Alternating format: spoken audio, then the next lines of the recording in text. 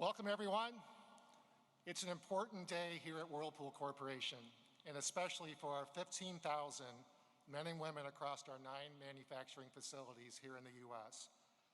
On behalf of our company, its incredible workforce, along with our chairman and CEO, Mark Bitzer, who is here in Clyde with us today, it's my great honor and privilege to host you all, and especially our distinguished guest, the President of the United States, Mr. Donald J. Trump.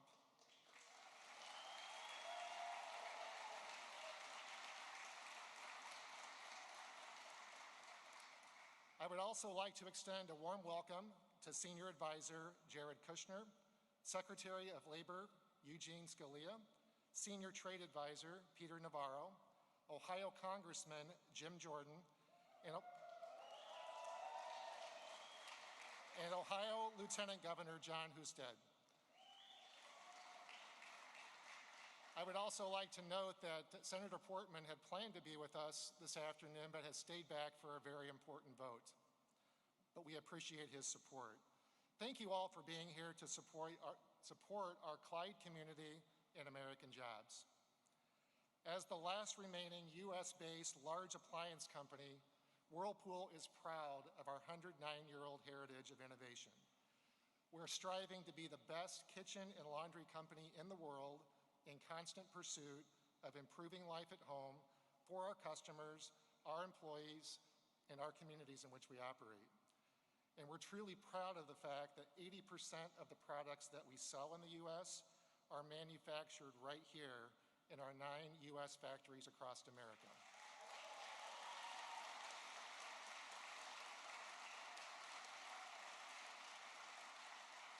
We truly embody what it means to be an American company.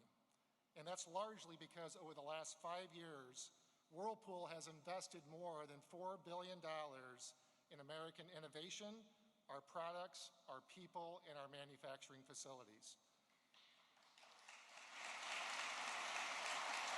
It's during this especially challenging time of COVID-19 that I'm most proud of our incredible workforce who have been tireless in their commitment to care for the needs of families across our nation.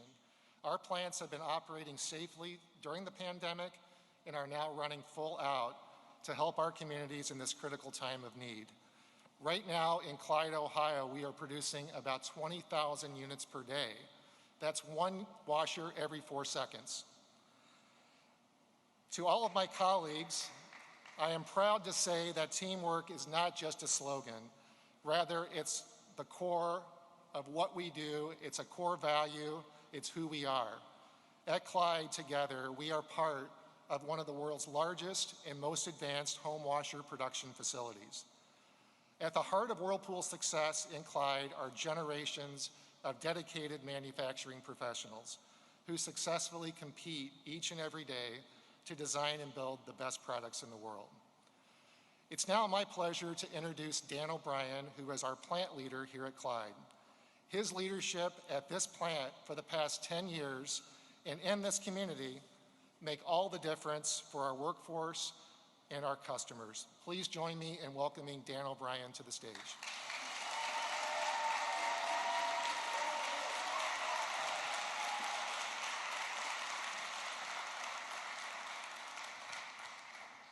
Thanks, Jim.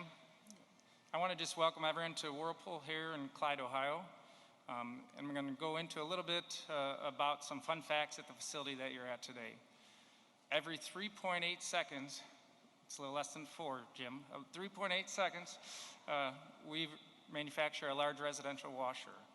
A couple other just fun, interesting facts. If you look overhead, we have over 30 miles of moving conveyor, over 100 autonomous vehicles, and we produce and process over 2 million pounds of steel every day.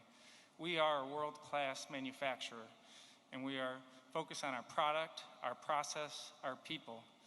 And that just leads me to what I'm most proud of. You can see a lot in our audience is our people. Our people come to work every day with a can-do attitude.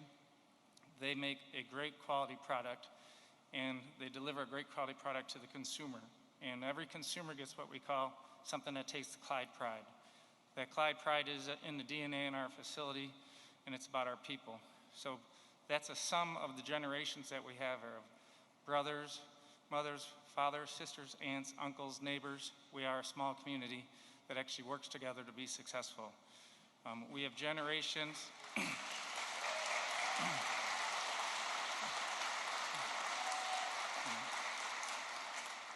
We have generations of employees, 30 years, 40 years, 50 years of expertise that can't be duplicated, yet we're a diverse workforce and we're willing to learn and compete against anybody in the world. When I look at our community, we have a lot of our folks here with us today. I'm really proud to say that we participate and are active in our community. We have Abby Aldridge here with us from the United Way.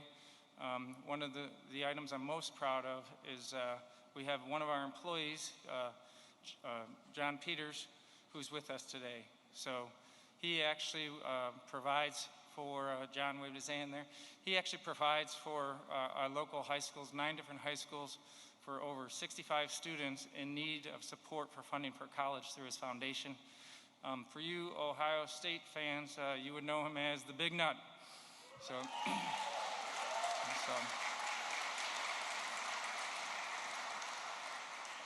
and really what Jim pointed out is we are the last remaining US-based large appliance company. Think about that. We are the last. And with a fair playing field, we could take on anyone worldwide. And with that, with the employees here we have today, on behalf of Whirlpool Corporation, ladies and gentlemen, the President of the United States.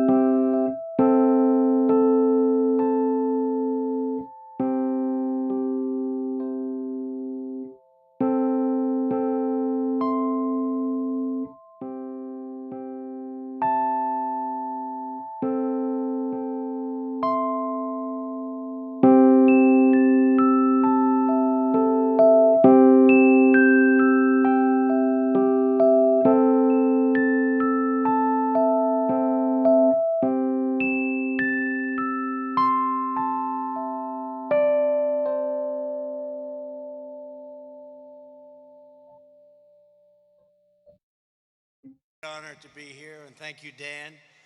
I'm thrilled to be in the great state of Ohio. You were very good to me, but I've been very good to you. I've been very good to you. We've been good to each other.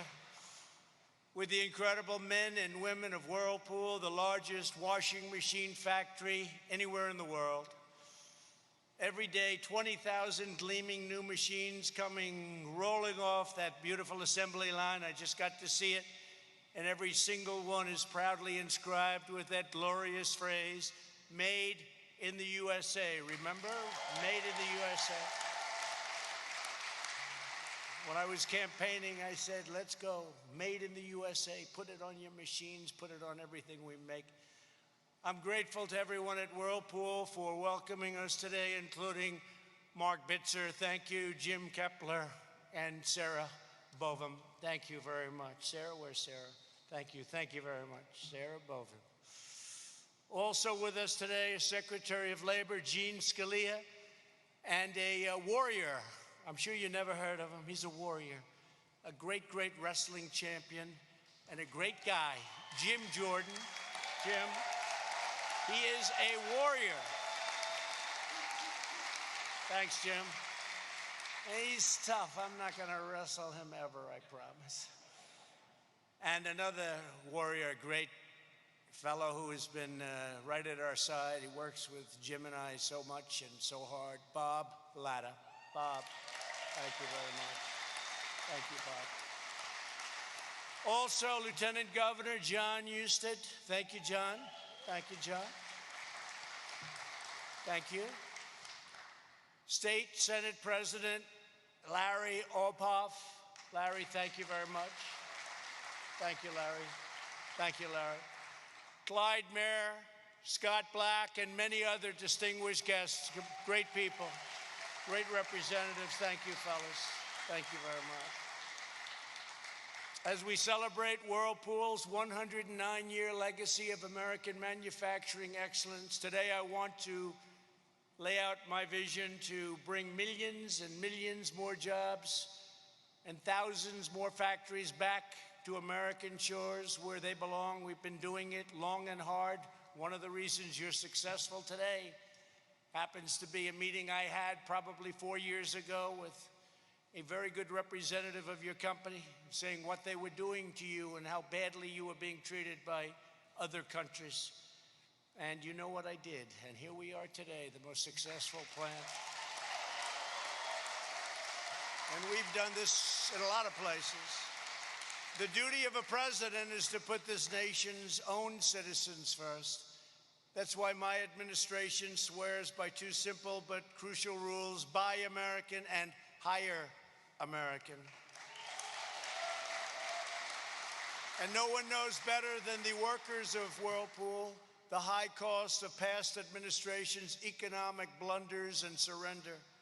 On the question of foreign trade, previous leaders were guided by a shameful policy of capitulation, submission, and retreat. For decades, you watched as politicians let foreign nations steal our jobs, loot our factories, and plunder the crown jewels of the U.S. economy. And the word plunder is capitalized. Washington stood idly by as other countries engaged in unfair trade practices, such as massive subsidies, currency manipulation, and, in the case of your industry and your company, the wholesale dumping of foreign-made products sold below cost for the sole purpose of driving you out of business so they could give us product at double, triple, and quadruple the price. But we didn't let that happen, did we?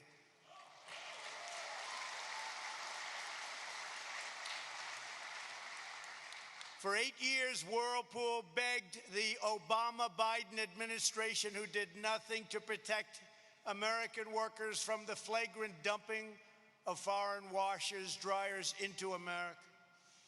But your cries for help fell on deaf ears. You didn't see any action. They didn't act. They didn't care, and they never will. For 8 long years under Obama-Biden administration, American factory workers received nothing but broken promises and brazen sellouts and lost jobs.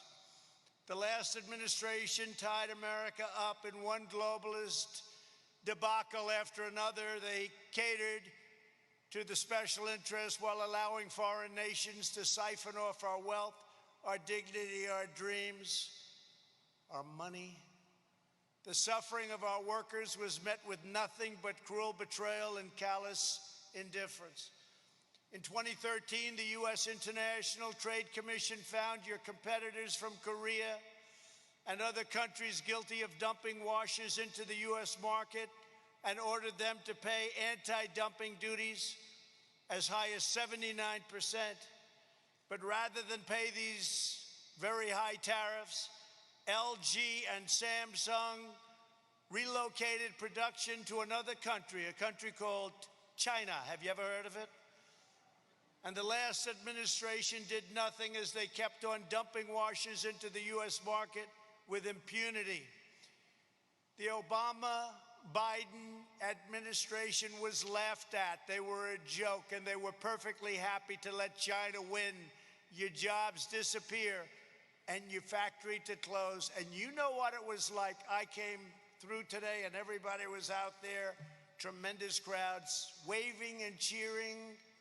I said, I must have done it right, because you had people that were really something. Because 4 or 5 years ago, this place was a disaster.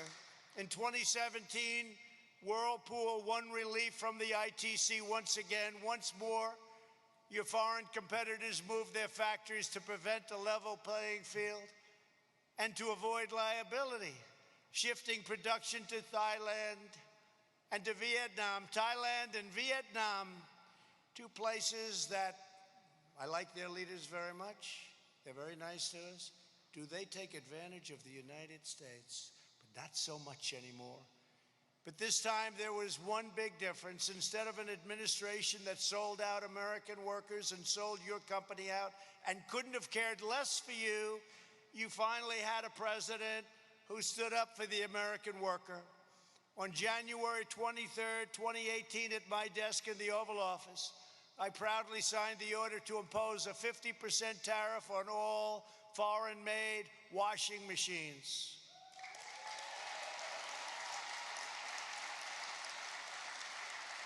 As a result, Whirlpool's 9 factories across the United States were soon thriving like never before, investing in new products, new infrastructure, and hundreds of new American jobs. And I just took a tour, and I actually wanted a couple of those machines for myself, but I just didn't know it was going to be appropriate to ask. But they are beautiful.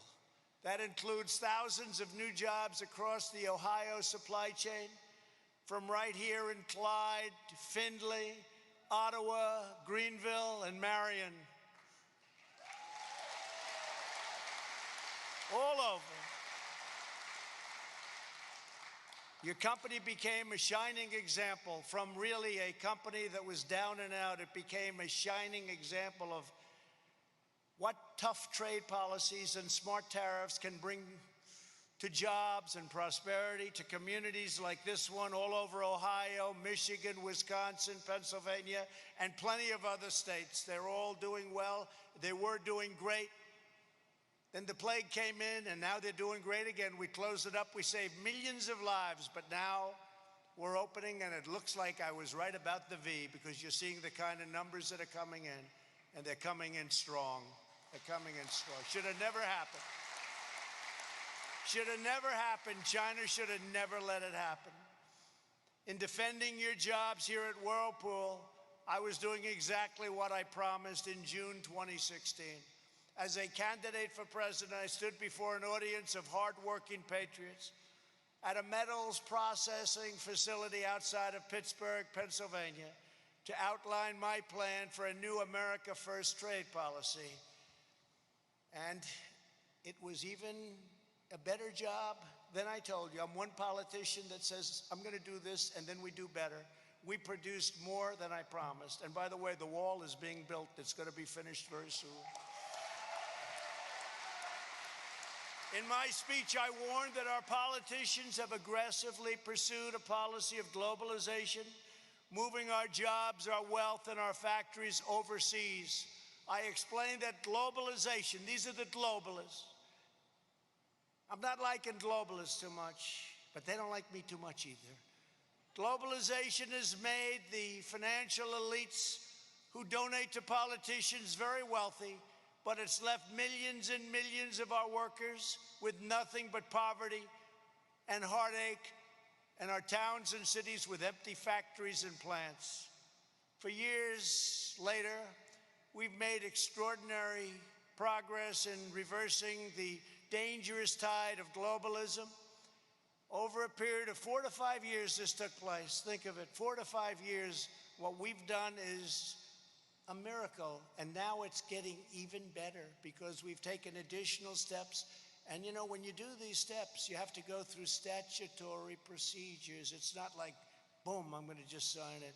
Has to go out for 90 days of review, then 120 days of review, then more, and we did it as quick as we can. We're doing it right now with the FDA. We're getting vaccines approved in days that nobody thought possible. It would take years and years, and we're doing it in months. We're doing very well. Under my administration, we're fighting for Main Street, not Wall Street.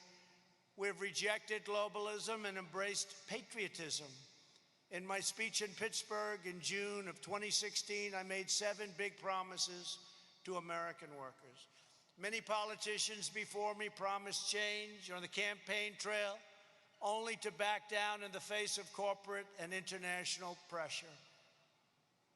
Like Jerusalem, they all promised Jerusalem, didn't they? For years and years, I did it. They didn't do it. They didn't do it. I did it. Moved the embassy to Jerusalem, making Jerusalem the capital of Israel. They all talked about it. They talked and talked and talked, and then they got into office and they didn't do it. And I understand why. The pressure was enormous on me too. I just didn't take the phone calls. That's true. Leaders would call up from other countries. I'd say, I know what they're calling about. I'll call them back in a few days. Then I just signed all the papers, got it done, and then I called them back. They said, I was calling about Israel and Jerusalem, but you've already done it. I said, that's right. And they said, oh, okay. I said, hey, I wish you got me a little bit earlier.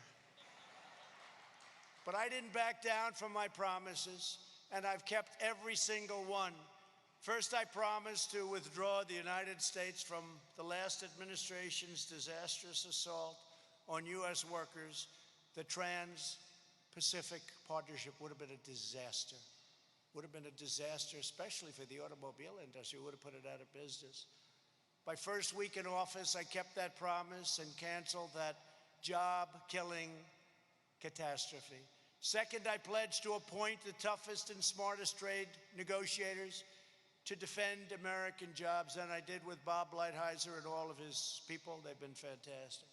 Third, I said I would use every legal tool at my disposal to fight back against unfair trade, and I did, and I found some that nobody even knew about. Some of them were very old. They had a lot of dust on them, hadn't been used for decades and decades, but I found them. Things you could never get past today. Fourth, I promised to label China a currency manipulator, and I did. Fifth, I said we would bring trade cases against China to crack down on its economic aggression. Sixth, I committed to impose tariffs on goods to protect American jobs and stop China and many other countries' abuses under Section 232 of the Trade Expansion Act of 1962 and Section 301 of the Trade Act of 1974. As your president, I have kept every single one of these pledges to the American people and to the American worker without exception. Every one has been done.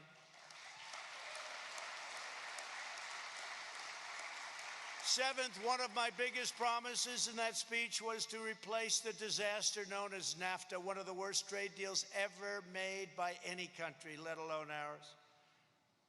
Ohio lost almost 40% of its manufacturing jobs after NAFTA was signed. Half of all of the automaking jobs across the state were wiped out. Earlier this year, I finally ended the NAFTA nightmare and signed the brand new USMCA agreement. That's United States and Mexico and Canada. And all of those bad things that you had to suffer with, you're not suffering anymore, because now people and companies have an incentive to stay. They're not going to be leaving so fast. That was the biggest point I made. I want to make sure that these companies aren't leaving and the managers walk up and they say, I'm sorry, our company's leaving, going to Mexico or Canada, but going primarily in that case to Mexico. Canada takes advantage of us with dairy. Unbelievable advantage, but not anymore. But Mexico took a lot of jobs. And I said, I don't want companies moving. And if they do move, remember, you've heard it, if they do move, when they make that product, they got to pay a big price to sell it back into our country. So they have no more incentive to move. The USMCA contains powerful new protections for American manufacturers, automakers, farmers, dairy producers, and workers all across Ohio and all of our states. Those were key promises I made to American workers in 2016. I kept every single one of them. The fake news media back there, they hate to report this. They hate it.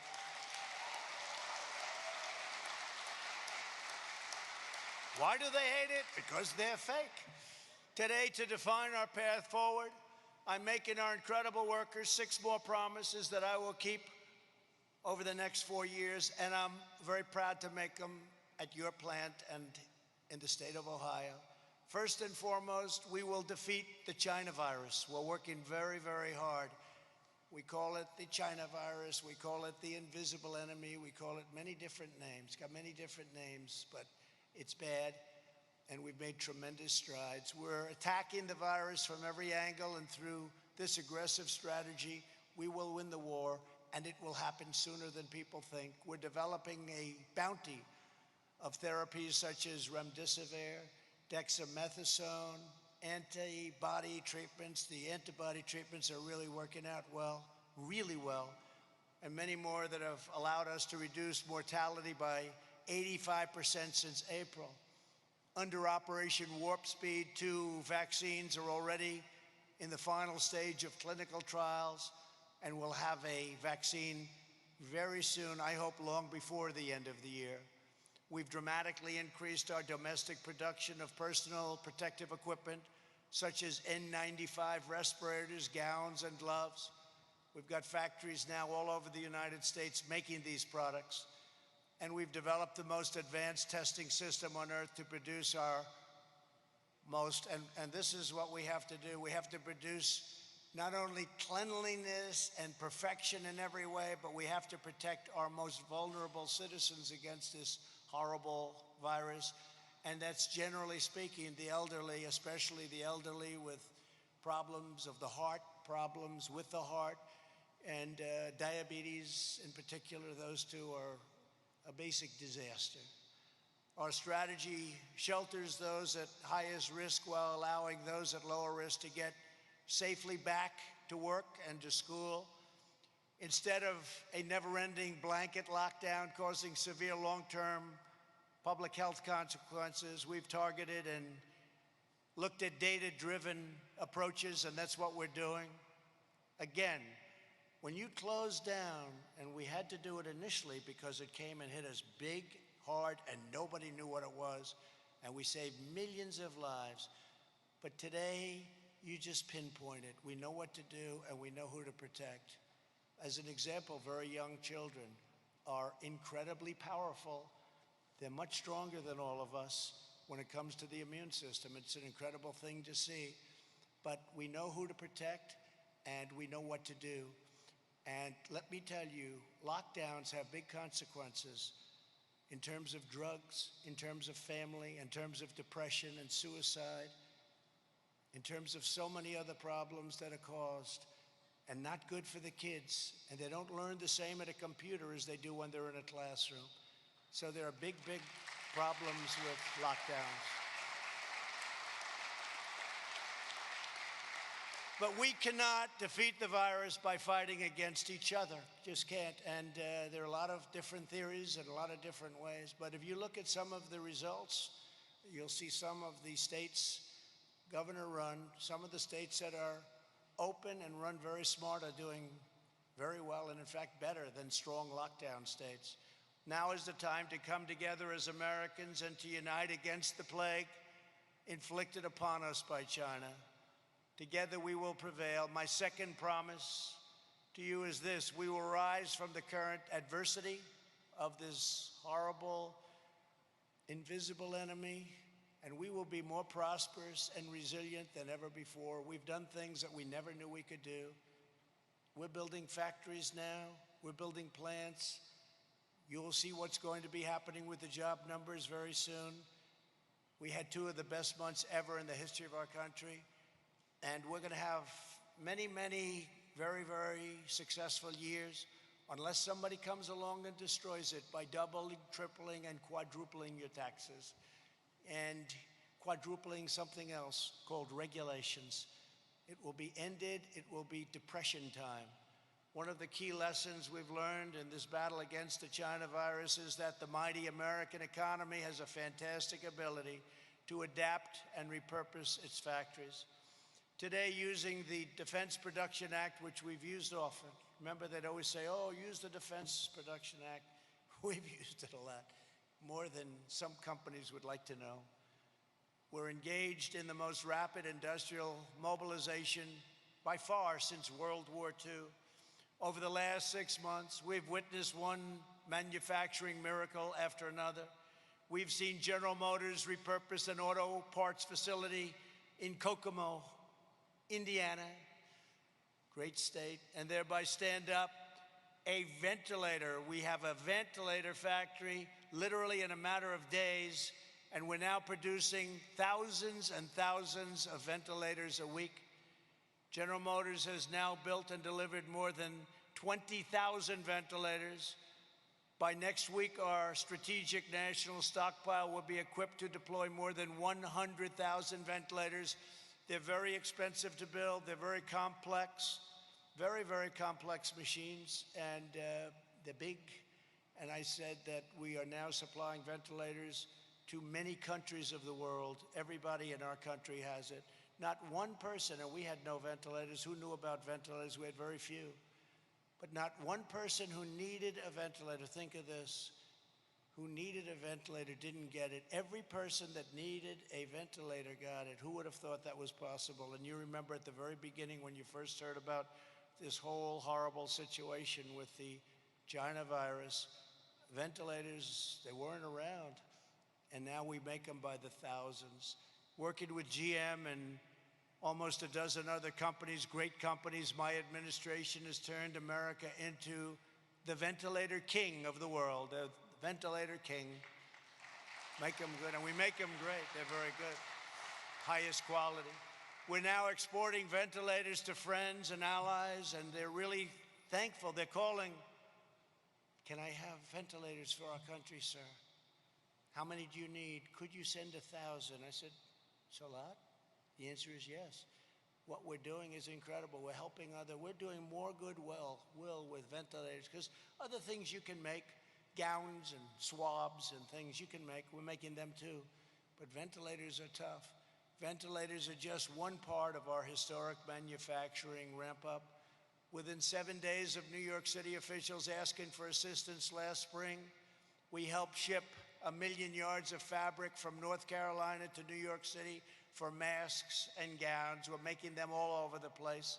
A great company, Honeywell, has opened up N95 respirator factories in Rhode Island and Arizona in record time, and they're now churning out tens of millions of masks for our strategic national stockpile.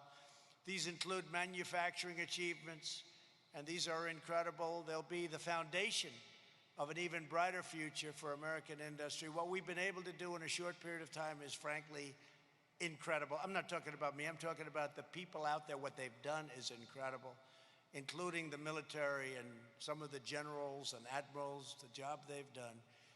My third promise is to build on these gains to turn America into the premier medical manufacturer, pharmacy, and drugstore of the world.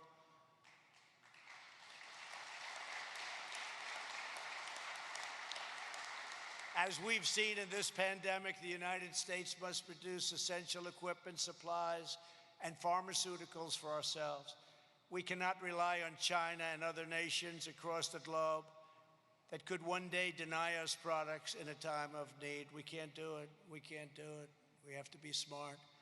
And speaking of pharmaceuticals, we instituted 4 moves, rebates, favored nations, and other things, buying from other nations where they have the product, the same exact pill, identical, made in the same factory, for a fraction, just a small fraction of the cost. We buy from other countries as opposed to buying through this ridiculous quagmire of political scam that we've been going through for many years. And what I've done in terms of favored nations, if, as an example, Germany has a pill for 10 cents, and we have a bill for $2. We institute favored nations under drug company. We get the pill for the same amount as the lowest pill anywhere in the world. Anywhere in the world. And that could drop your price of pharmaceuticals, of drugs, prescription drugs, could drop your price 50, 60, 70%, maybe more than that. This is something. Now, I have to tell you, I have never seen so many bad commercials about me as in the last 3 days since I did this. So will you remember that when you see this horrible commercial that I'm a socialist?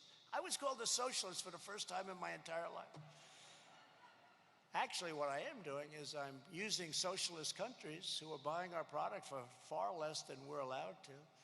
I'm saying, well, if you're going to sell it to this country, might be socialist, for a lower price, so we're going to get that same price. So, you know, but I have been called everything in the book. And I said the other day, whenever you see a drug company advertising that Donald Trump's a bad guy, remember your drug prices must be coming down very big. Very big. So please remember that. Please remember that, because I don't want to get all those negative votes and then Biden wins and first month he'll say, I dropped drug prices 78%, and he won't even know what the hell he's saying. I don't want to be watching that from some beautiful resort someplace in the world. I could have, oh, I had such a beautiful life before I did this, but that's okay because we're doing a great job.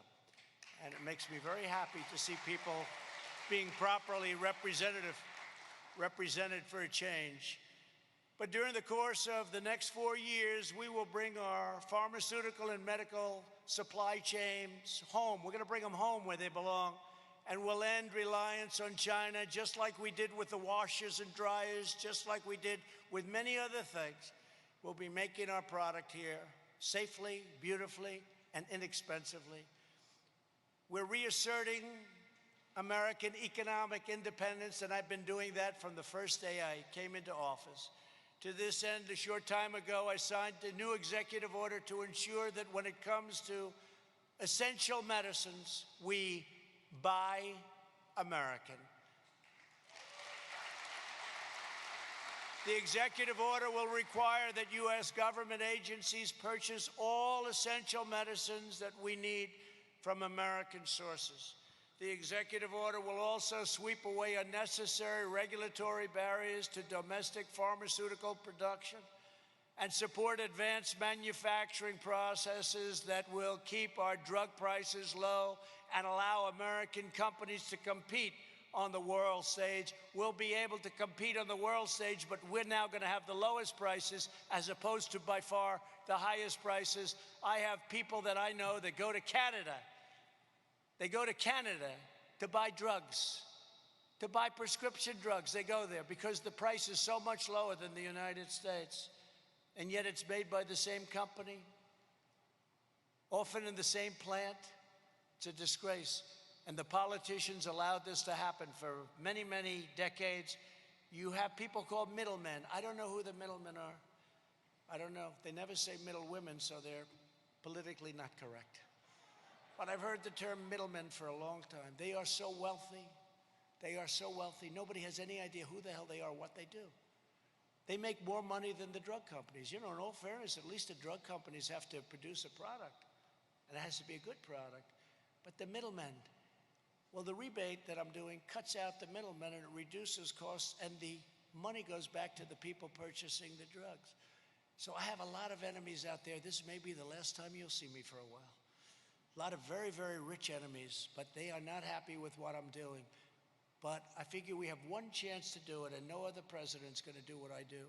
No other president would do a favored nations, a rebate, a buy from other nations at much less cost. Nobody. And there are a lot of unhappy people, and they're very rich people, and they're very unhappy. Here's my fourth promise to American workers. Beyond our medical supply chains over the next 4 years, we will onshore millions of new manufacturing jobs across many other critical sectors that are vital to our national security and prosperity, from electronics to machine tools to shipping, aerospace, autos, and of course to iron and to steel. And we'll never forget your washers and your dryers, okay? During 8 years of the last administration. And by the way, I have to just tell you this little story, a couple of little stories, if you don't mind. Do you mind? Okay, because that's better than the other stuff, right? No, I was with somebody and they said, you know, for a dishwasher, we don't have enough water, sir. I think a lot of the people in the audience would understand what I'm saying.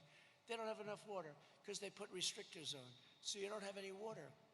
And I said, what is that? What is that? In most states, I mean, outside of desert areas, we have so much water, we don't know what to do with it, right? A lot of states. Your state does pretty well with water, right? So they have plenty of water. So I passed a regulation, I signed a regulation that give the dishwashers much more water. And I was asking today, and that, by the way, includes your washers. You don't need too much water in your dryers, but it includes your washers. And I was just saying to your brilliant people that are doing such a good job running your company, I said, how much impact has that had? They said, unbelievable. It's been unbelievable. Because I had people saying they'd wash their dishes and they'd press the button 5 times. So in the end, they're probably wasting more water than if they did it once. So do you notice the people that make the machines, you know what I'm talking about.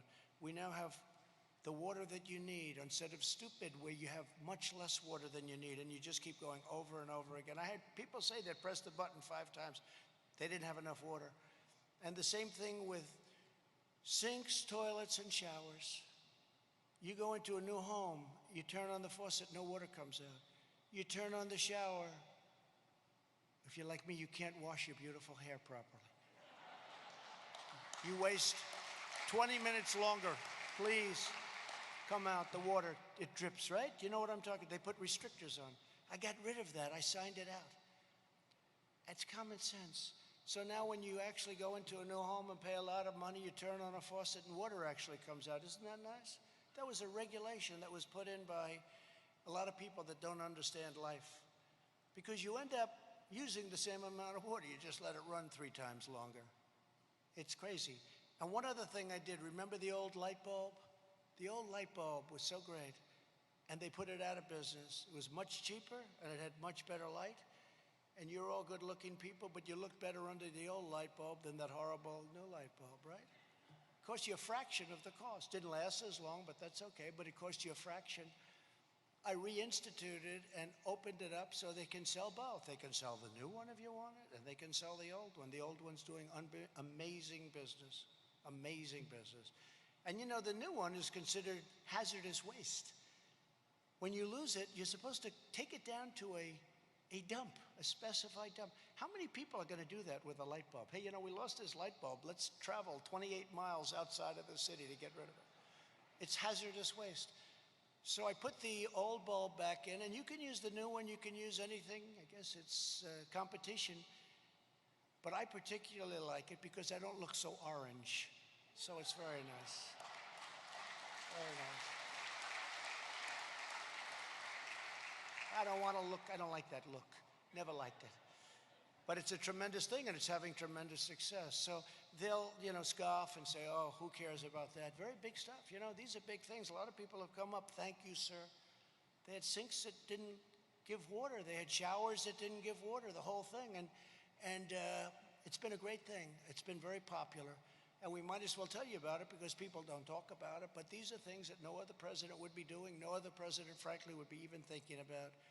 During 8 years of the last administration, America lost 10,000 factories and nearly 200,000 manufacturing jobs. Think of that. In contrast, my administration added over 500,000 manufacturing jobs. It was up to actually 701,000 jobs before the plague came in.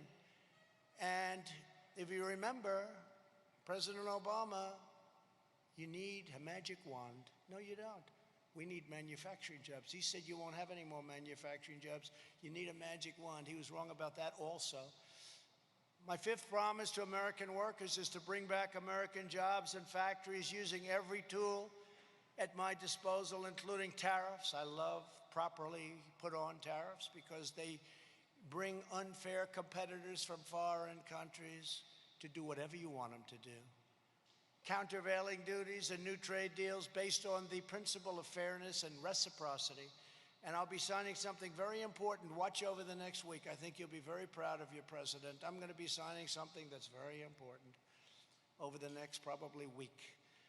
And it'll have a tremendous impact on fairness and trade. As part of this commitment, earlier today I signed a proclamation that defends American industry by reimposing aluminum tariffs on Canada. Canada was taking advantage of us, as usual. And I signed it, and it imposes, because the aluminum business was being decimated by Canada, very unfair to our jobs and our great aluminum workers. 7 months ago, my administration agreed to lift those tariffs in return for a promise from the Canadian government that its aluminum industry would not flood our country with exports and kill all our aluminum jobs, which is exactly what they did.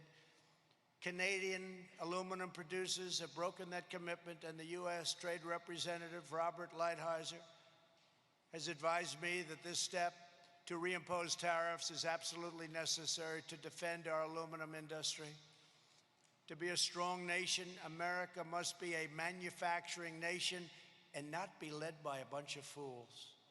That means protecting our national industrial base. We have to protect our great companies and our great workers.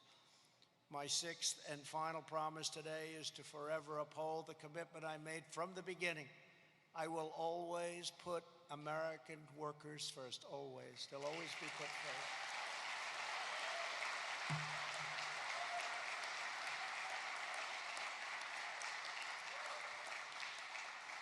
And I don't know if you're union or non-union, it doesn't matter to me.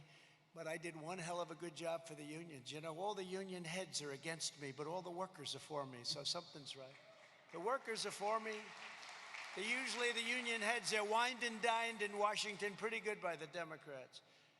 As part of this commitment, on Monday I signed an executive order to prevent government agencies like the Tennessee Valley Authority from replacing American workers with cheap foreign labor. There's a very big utility run by a man that gets $8 million a year. Would anybody in this room like that job? $8 million? $8 million a year, right? Highest paid. He really doesn't work for me. I wouldn't pay $8 million. If you paid him, the president gets $450,000. I give up my salary. Nobody ever says that. I might as well every once in a while say it. I believe I'm the only president to do that. And I'm saying, that's not too smart. But the Tennessee Valley Authority pays $8 million a year to the head. And after the authority laid off 20% of its American technology workforce and forced them to train their foreign replacements this week, I told the chairman of the board, "You're fired."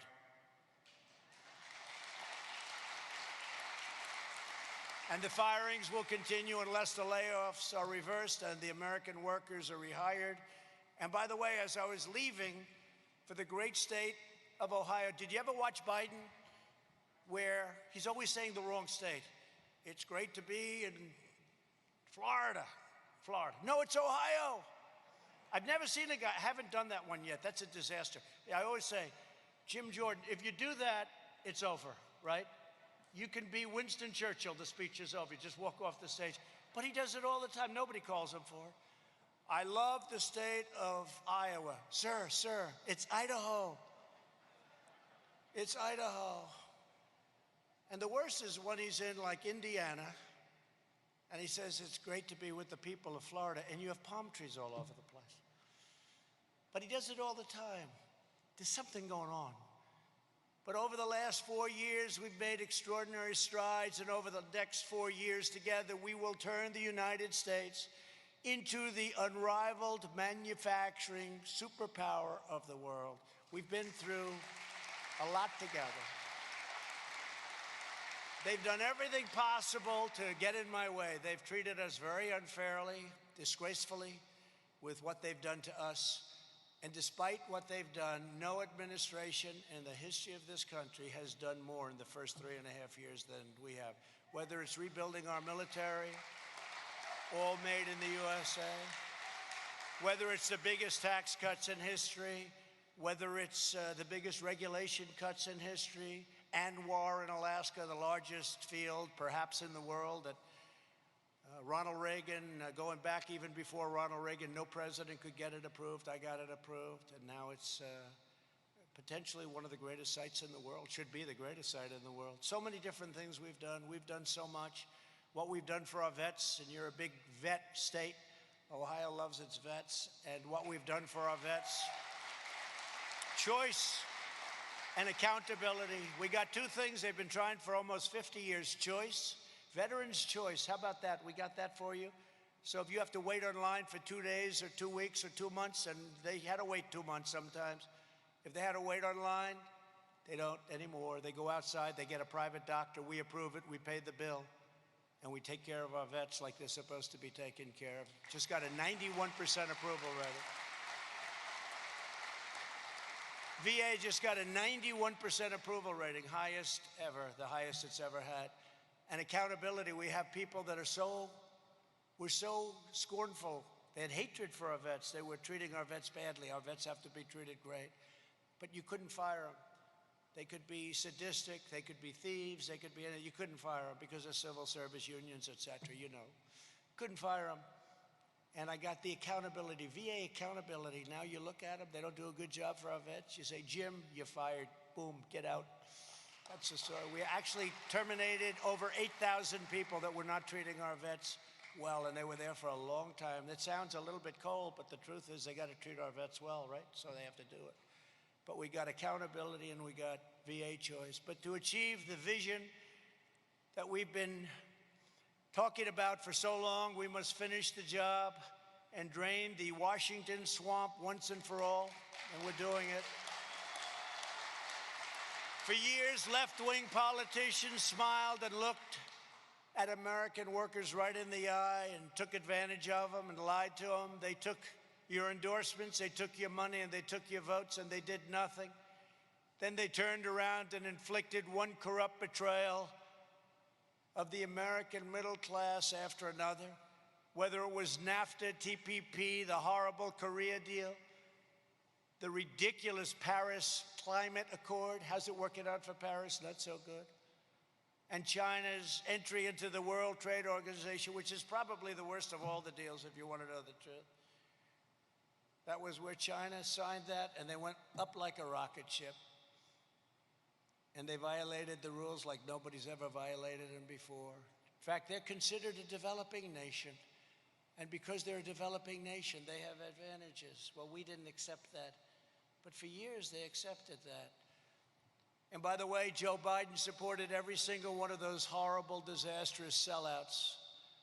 Under this administration, those days have been over, and we're not going back.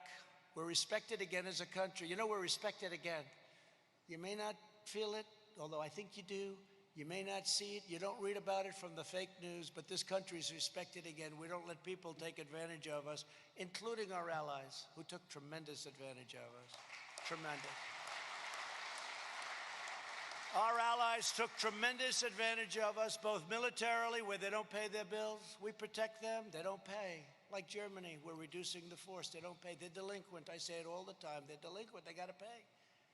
You know, we protect Germany from Russia, and yet Germany's paying billions of dollars a year, billions and billions to Russia for energy. So I say, what's that all about? So we protect, and they pay money, and we protect. So we don't stand for things like that, but we have many other things. I could stand up here all day long and tell you things that you wouldn't even believe. To fully restore American prosperity, we must stop the radical left-wing movement that would destroy our country. They want to impose $3 trillion of new taxes on American families. They want to ban fracking, which will demolish your state. It will demolish Ohio oil and gas jobs.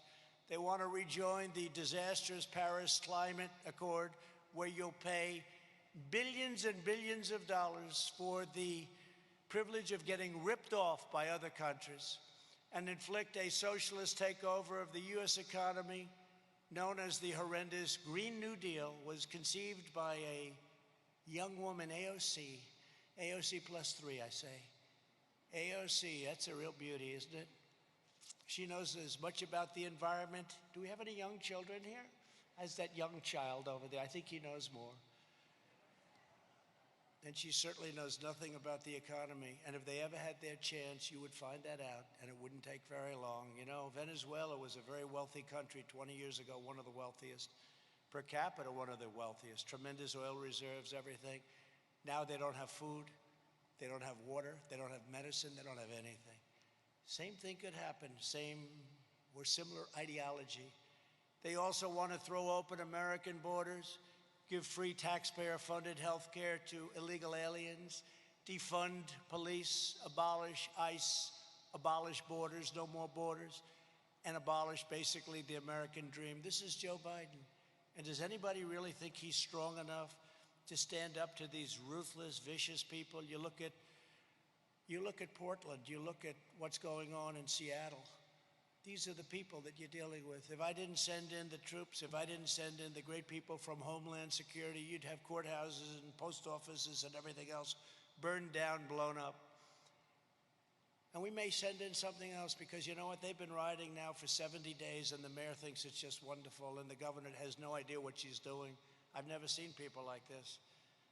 Remember in Seattle, where they took over a big chunk of the city, Seattle, and the mayor said, it's going to be a summer of love.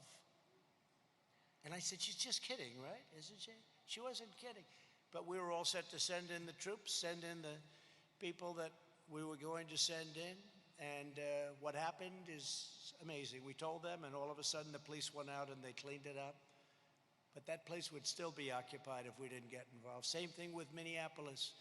Minneapolis was a disaster. After 5 or 6 days, they were going to lose that whole city. We sent in the National Guard. They took care of things in about 1 hour. Remember the scene of them walking down the street, firing the tear gas? Now you're not even allowed, if you're looking at the other side, you're not allowed to use tear gas or pepper spray. You can't use any of that stuff. They can use Molotov cocktails and horrible things on you, but you're not allowed to do anything. So the police didn't want to have anything to do with the convention in a great state, Wisconsin, Milwaukee, for the Democrats. You couldn't use tear gas. You couldn't use pepper spray. You couldn't use anything. Think of how ridiculous this is. And you won't be able to use your guns because they're going to end your Second Amendment as sure as you're sitting there. But the proud people of Ohio will not let that happen. Together, we will preserve, protect, and defend our American way of life as long as I am president. Thank you. Thank you. As long as I am president of the United States, I will fight for you with every ounce of energy and strength that I have. I will be your voice. I will defend your jobs. I will stand up to the foreign trade cheaters and violators that hate our country. I will never let you down.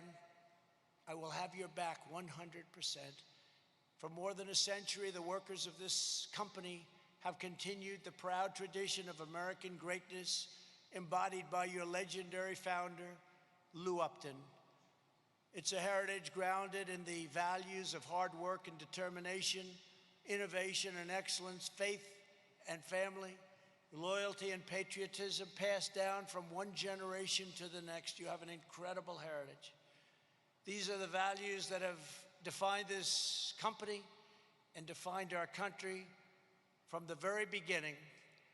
And they are the values that will define our future, that will ensure our success, and that will allow America to thrive and win for many generations to come. There is nobody that can defeat us, nobody. Now I'd like to take just a moment to introduce a few of the Whirlpool men and women whose jobs I had the honor of taking decisive action to protect and to save. Kerry Wallace is an operations analyst whose family has 100 years of history at this very plant. Kerry, please come forward and say a few words, please.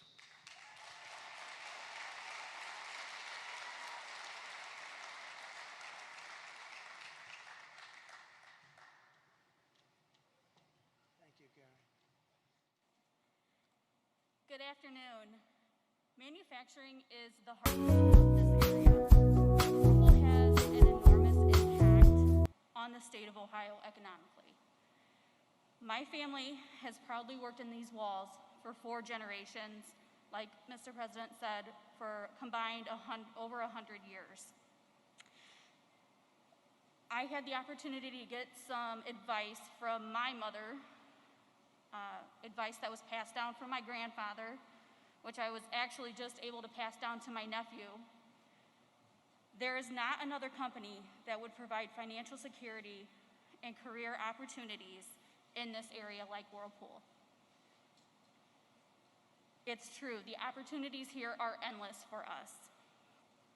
Whirlpool has rewarded me with a completely new family also.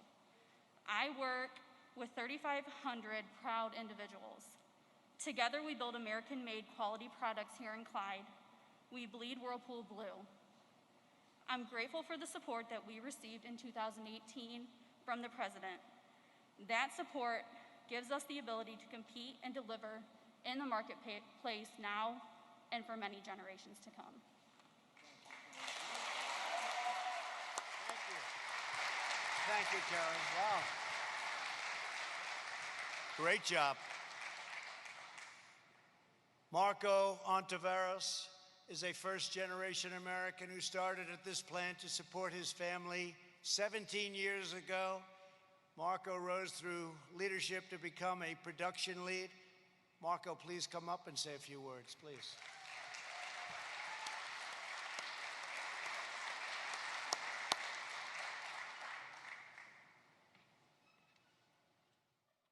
Thank you, Mr. President. As the president said, I started here about 16, going on 17 years.